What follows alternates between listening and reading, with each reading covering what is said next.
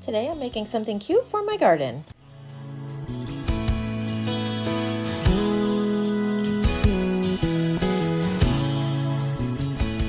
Hey friends, so I have pulled out this pack of garden markers. I've got this cute Herbalicious transfer that I'm going to cut up and use on these.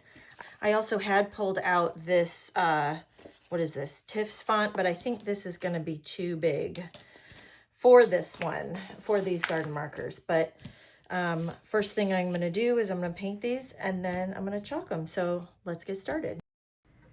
Okay, so the first thing I did was I pulled out some of my little trays, grabbed lots of different colors of my chalk paste, and then you'll see there I'm spraying those with a little bit of distilled water. I wanted to water down the chalk paste a little bit so it's easier to paint onto the garden markers, makes it more like a paint consistency.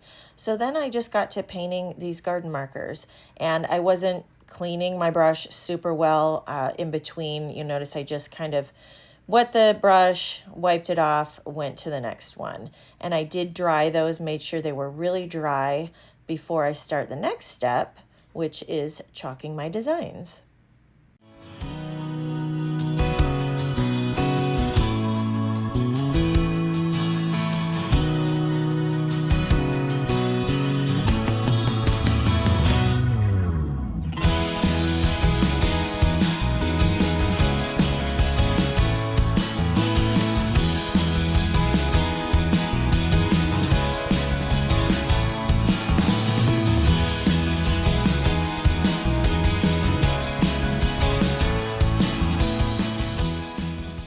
Here I'm cutting up the transfer so that I can use this on my project. One thing I did not do, which I totally forgot to, is I always mark the back side with a Sharpie so that after I wash my transfers, I know exactly which backer to put them on. I know which side is the back so I don't accidentally put it on the wrong side. So be sure to do that. You'll see me do this in just a little bit on an alphabet stamp that I use. So I grabbed a few more transfers. I will have all the colors and the transfers linked below, but these are a couple of the new ones. I'm using full Bloomin and Herbalicious, and I can't remember what that one is, but I will link that below. So I'm leaving just a little bit of room on that first one for my chalked herb that I'm going to put on there. I think that one's for basil. And then I'm just going to continue chalking here, and you'll see I will use bits and pieces of transfers like this one. I love that cute little flower on there, so I chalk that. I did dry it in between on some of these so that I didn't mess up the chalk paste that I had just chalked on there. So I'm just going to continue on here using a few different transfers, lots of different colors, and then I will come back with more info.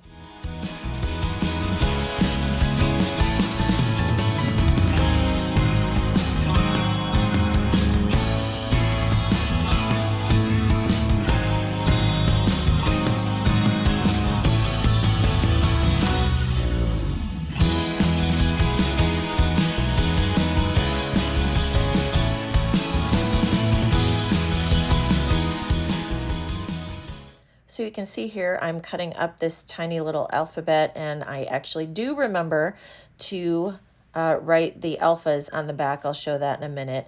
And then I had this idea. In my garden, I am growing pumpkins. I've got regular pumpkins and little mini pumpkins. And I pulled out this transfer from last year. It's a C-size transfer, so it's a 12 by 18, but it had these cute little pumpkins on there. So I'm going to chalk some little pumpkins, and then I'm going to do the letters mini on there for my mini pumpkin garden.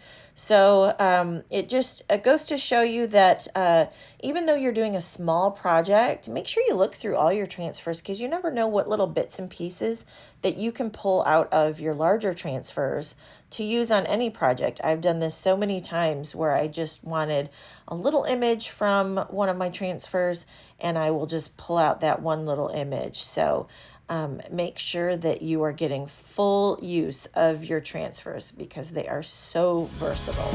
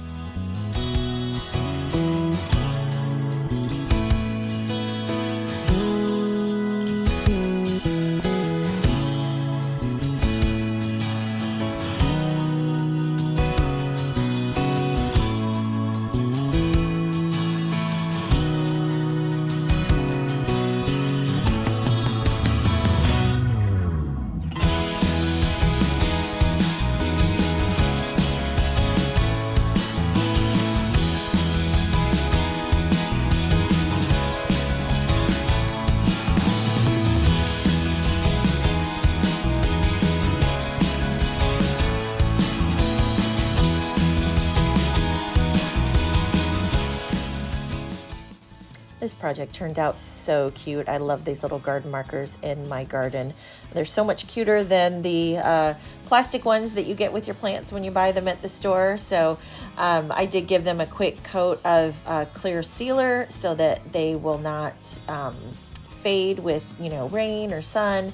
And oh, there's my cute little pumpkins. Love it so much. So if you have any questions, be sure to leave it in the comments below. Be sure to like and subscribe, and I will see you in the next video.